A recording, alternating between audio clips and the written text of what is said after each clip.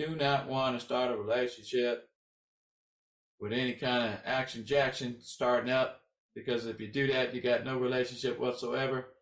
If you start out that way and and there's no relationship there. As soon as one of you get mad at each other, it's all over. Now you're married. Next thing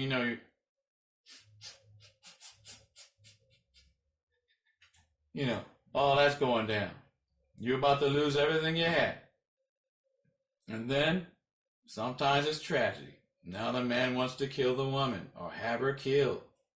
Speed up the process. Gonna go ahead and pick up that insurance policy while he's at it. But everything starts from a look. A reminder from Jesus not to commit adultery or lust at a woman. Matthew 5:27 and Matthew 5:28. Matthew 5:27 reads, Ye have heard that it was said by them of old time, Thou shalt not commit adultery. Matthew 5:28 reads, But I say unto you, that whosoever looketh on a woman to lust after her hath committed adultery with her already in his heart. Because God already knows. People are not going to follow that anyway. They're going to get a divorce by men. You're going to get your paperwork, get your divorce, pay your fees and do all that. And you marry somebody else. But in God's eye, you're still bond together. Jesus says, have a writing of divorcement for putting away of a wife. Fornication shouldn't be the cause, and or so like cheating. Matthew 5:31. Matthew 5:32. Matthew 5:31 reads, It hath been said, Whosoever shall put away his wife, let him give her a writing of divorcement. Matthew 5:32 reads, But I say unto you, that whosoever shall put away his wife, saving for the cause of fornication, causeth her to commit adultery, and whosoever shall marry her that is divorced committed adultery. And Paul basically says, if you're single, try to stay single. But if you find yourself that you can't stay single, he said it's best to marry or burn. I think that's an easy choice. Marry or burn. You better make your choice. You better go ahead and get married. If you can't contain yourself, best to get married instead of burning. And so, since we all know this comes from a look, but what Jesus doesn't like is he really doesn't like anyone to get a divorce at all. But, like I said before, he knows that people are going to do it. People are going to do it. They're going to do it, just like people break the law. Not supposed to, but it's done every day. So it kind of goes like this. Keep your eyes where your eyes belong. You won't get in trouble. Paul gives his advice on singles and couples as in married couples. 1 Corinthians 7:6 through 7:11. And we'll start with 1 Corinthians 7:6. It reads, But I speak this by permission and not of commandment. 1 Corinthians 7:8. It reads, I say therefore to the unmarried and the widows, it is good for them that they abide even as I.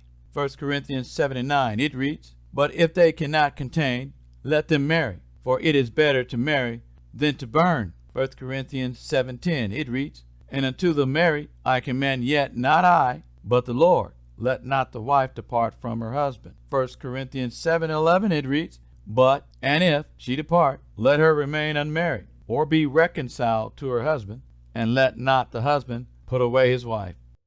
But in God's eye, you're still bond together. That's right.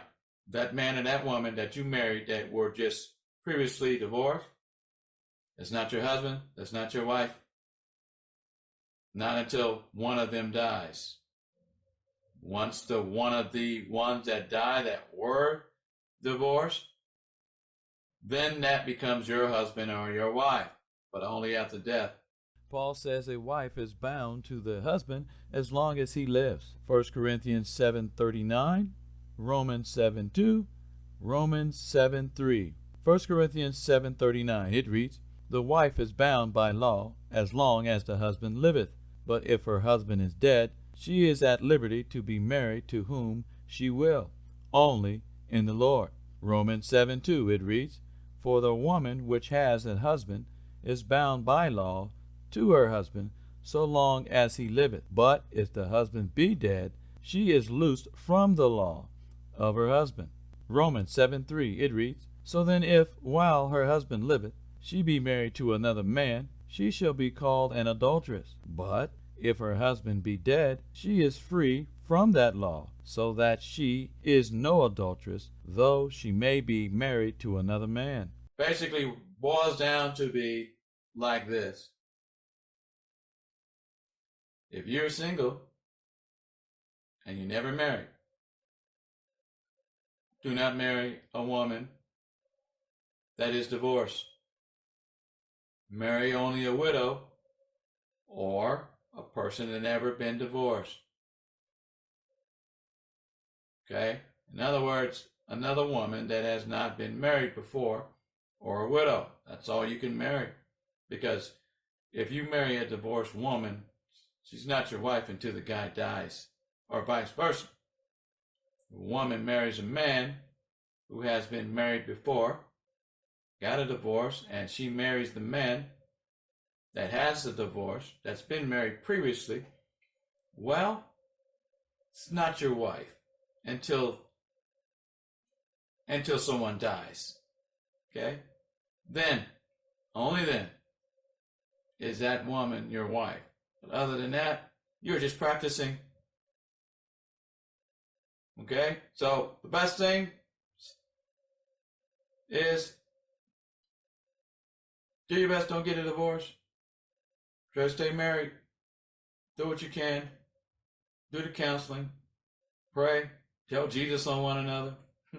Let them straighten it out. Because once you get a divorce, you're still married.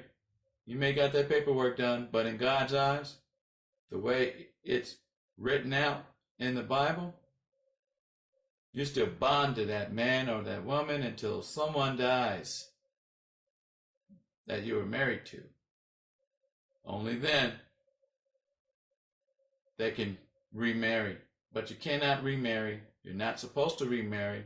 It's not a good thing to remarry if you got a divorce already. Okay, so that's basically where it boils down to. Is that kind of harsh? But it is what it is. That's all for now.